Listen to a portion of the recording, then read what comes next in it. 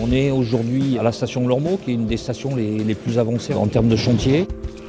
On va permettre aujourd'hui au groupe Bruit de tourner le clip de leur promotion de leur futur album qui doit sortir cette année. Alors Bruit, c'est un groupe de post-rock instrumental toulousain avec lesquels on a eu la chance de faire d'autres vidéos live dans des lieux insolites. On souhaitait effectivement avoir un endroit hors du commun avec de grands espaces. Effectivement, on cherche aussi la grandeur du son, la réverbération. La mairie nous a sollicité fin d'année dernière en nous disant qu'ils avaient un projet pour soutenir un groupe de musique.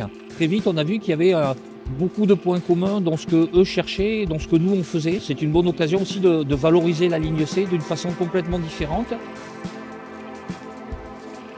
Dans toute son histoire depuis 2000 ans, Toulouse a toujours été une ville de culture. On l'appelle d'ailleurs ville palladienne, ça veut dire que ses habitants aiment tout ce qui est culturel. Le chantier de la ligne C n'échappe pas à cette dimension-là et avec le groupe Bruit, nous avons pu bénéficier d'un événement tout à fait étonnant, la création d'un clip au fond du chantier de la station de Lormeau. C'est très important parce que de la même façon que la ligne va relier les hommes, avec ce type d'opération, la culture relie les hommes.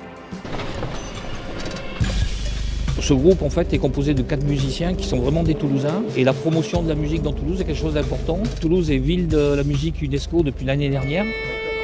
On a l'habitude de jouer dans des salles de concert, dans des locaux de répétition, des lieux dédiés à la musique. Et là, quand on arrive ici, on se dit il y a tellement de choses possibles, mais il va falloir composer avec plein de contraintes à la fois. Ouais, c'est impressionnant, il n'y a rien à dire. On verra au moment de jouer. On est quand même dans une emprise de chantier, donc il y a des règles à suivre, il y a des précautions à prendre. Et tout le monde s'est mis autour de la table pour trouver les solutions face à des fois à des points de difficulté. Et c'est ça qui est quand même intéressant, c'est qu'on a réussi à créer une osmose entre les différentes équipes pour construire ce projet dans ce lieu en fait qui ressemble à une vraie cathédrale.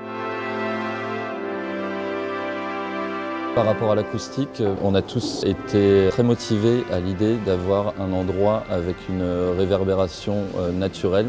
L'idée c'était jouer de ce qui pourrait apparaître comme une contrainte, comme un atout dans ce lieu. Les personnes qui étaient au son sont très satisfaites des captations qu'ils ont pu faire ici.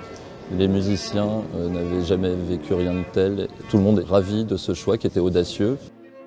À Tissé, on a été ravis de cette proposition qui nous semble sortir du cadre habituel de la culture traditionnelle. En 2023, Toulouse est devenue ville labellisée par l'UNESCO et labellisée ville des musiques. Finalement, la part que prend Bruit dans ce dispositif, c'est d'apporter une pierre supplémentaire à l'édifice que nous construisons depuis des décennies.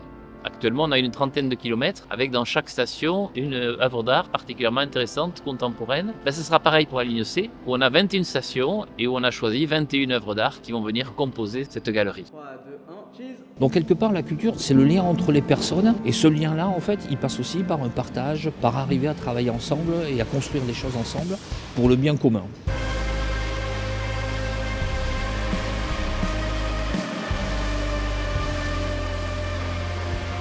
Le métro, en fait, on n'en fait pas beaucoup dans une vie. On est sur un projet exceptionnel et je pense qu'un album, c'est un peu la même chose, en fait. C'est un aboutissement de quelque chose. Donc ce lien-là, pour moi, c'est quelque chose que je retiendrai et c'est ça qui est relativement riche.